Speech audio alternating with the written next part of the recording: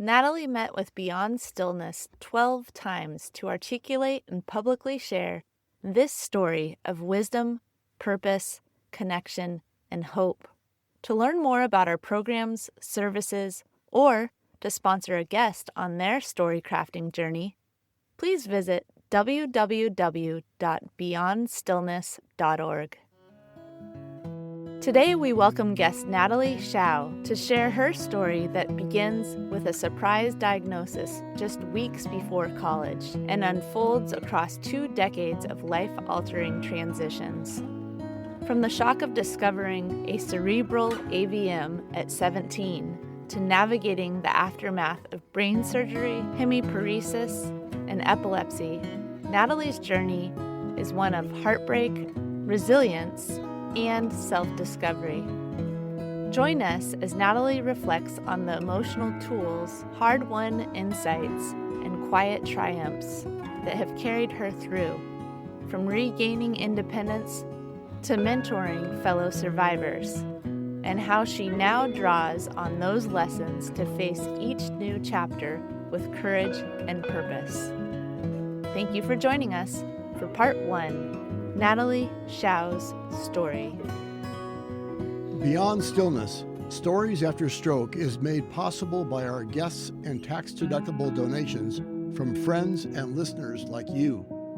Join us in empowering stroke survivors with stories of wisdom, purpose, connection, and hope at www.beyondstillness.org. Hello and welcome to Beyond Stillness, Stories After Stroke.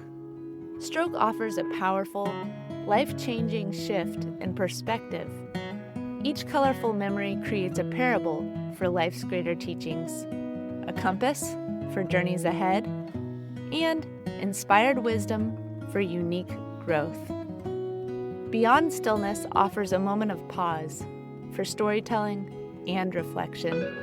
Ultimately, we cultivate a welcoming environment that reveres the moment beyond stroke's paralysis. Still moments unite humanity and divinity. I'm your host, Molly Bucola. As we begin today, we take a moment of pause to honor the way that wisdom has emerged through recovery.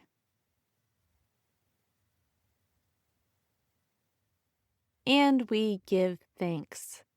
Now, Natalie's story. When I was 17, I was watching a movie with a friend when my parents entered my bedroom.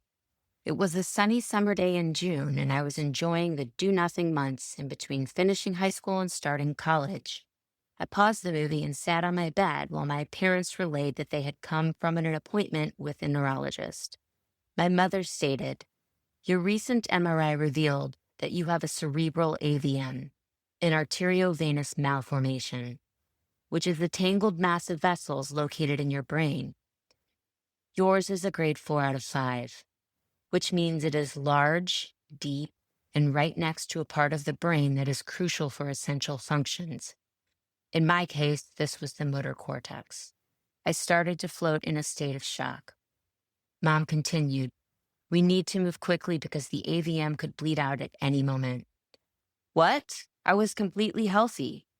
I was very athletic and had been a cheerleader for years at that point, countlessly being launched above the height of a basketball hoop. This medical discovery resulted from a routine optometry appointment that escalated to that fateful MRI.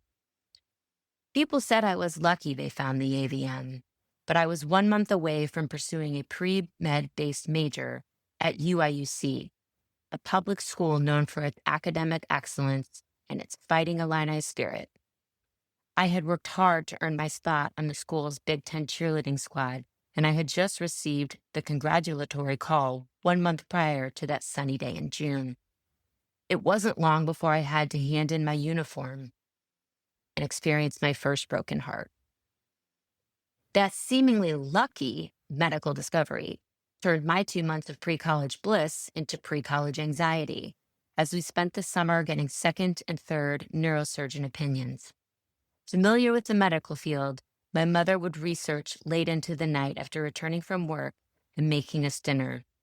She sat at the pine wood computer stand in my bedroom, researching treatment options for hours.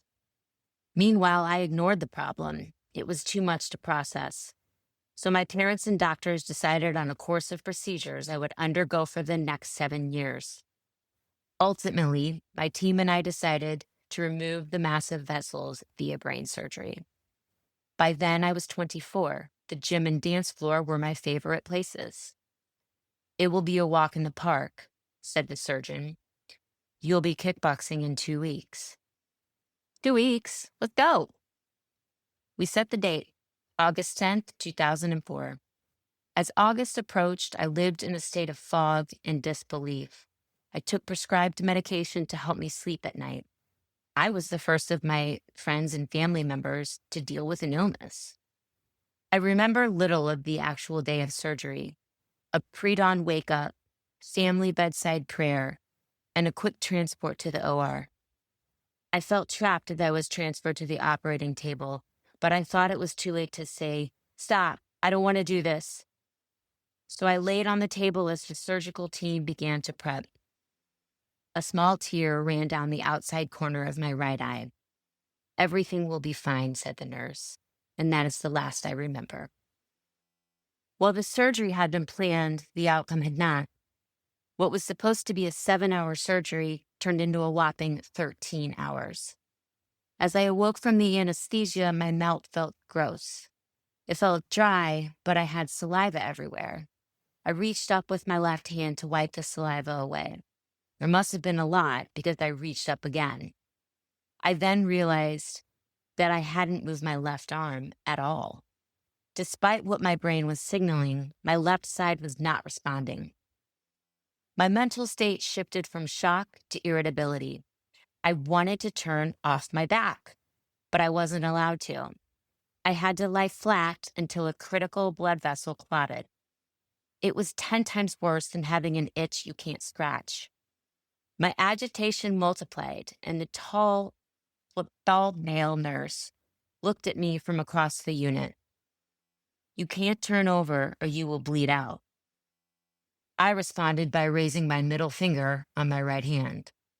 I loved confrontation and pushing people's buttons. That same nurse quickly recruited others to tie all 4 of my limbs to the bed. I guess I had pushed too many buttons. In acute care, I was told, "Your motor function will return once the swelling decreases." But my left side wasn't normal. I couldn't lift my arm. My smile, numb toes, hand, and fingers didn't respond to my brain's instructions. I was transferred to a top-notch physical rehabilitation hospital where I was initially encouraged by small gains. But I grew lonely as visits dwindled. I insisted on being transferred to a hospital located closer to my family in the small city of Springfield, Illinois. I regretted that decision for many years. With the help of my therapist, I was able to process that regret and realize that I had made the best decision given the circumstances at that time. I finally forgave myself for making that choice over 15 years ago. My 3 weeks in 3 hospitals ended up being the easiest part of what was supposed to be a walk in the park. I had just stepped into the most challenging and dramatic transition of my life. I had no control of my left side. Did I mention I was left-handed? I cried when I saw my face in the mirror because the left side of my mouth could not move, and my smile looked lopsided, scary, cartoonish. I was soon diagnosed with epilepsy and left-side hemianopsia. The latter resulted in the loss of 50% of my field of vision. I lost the freedom to drive at the age of 24 because I was now partially blind. The surgery left my family and me begging for explanations and a diagnosis. What had gone wrong in the room where it happened? I grieved the loss of my motor control while my independence and sense of self disappeared. I lost my apartment, job, and social life. I couldn't control my emotions, the anger, grief, deep depression. I was home alone one day, standing at the top of the green carpeted stairs with our Yorkshire Terrier, Cody. My anger surged out of nowhere. I looked at Cody and screamed at the top of my lungs for as long as I could. He cocked his head. Poor Cody. Everything was being taken away from me. The tears wouldn't stop, nor would the phrase, "This isn't how it was supposed to be." After overcoming debilitating depression, I became determined to find ways to manage my new life and integrate into a young society. It's now been 20 years. I'm married and have lived in 5 cities, new jobs, support networks, hobbies, and routines. Constantly shifting gears while driving a manual car with the use of one hand, figuratively, has required me to practice coping skills on a daily basis. These skills helped me move forward from managing my day-to-day medical needs to actually celebrating my strengths and accomplishments. I hit my stride in 2020 when I took up adaptive cycling and rock climbing. Most importantly, I found my passion of mentoring others who had survived a stroke. I became a peer mentor at the Shirley Ryan Ability Lab. I recently hit another transition in my life. 4 months ago, my husband and I traded our beloved Chicago routine for the wild energy of New York City. Stripped back to the basics, I'm now pulling from past lessons to navigate this latest phase. Today, I'm sharing the skills I use to regulate my emotions when navigating changing transitions. Let me take you on a trip. I recently flew solo from New York City to Chicago, a trip I usually take with my husband, Will. Flying alone evokes many emotions, so I rely on techniques that help me regulate them.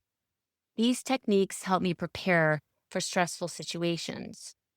During my recent solo trip, I used the following skills. Double your time. I doubled the amount of time it would take me to get from my door to my plane gate. 4 hours. I hate rushing. Rushing increases the chance of me leaving something behind, injuring myself, or even having a seizure. Extra time came handy during my recent trip when I realized that I hadn't packed my backup medication, something that requires time and concentration. Most pills seem to be yellow or white, round or oval. Double your time.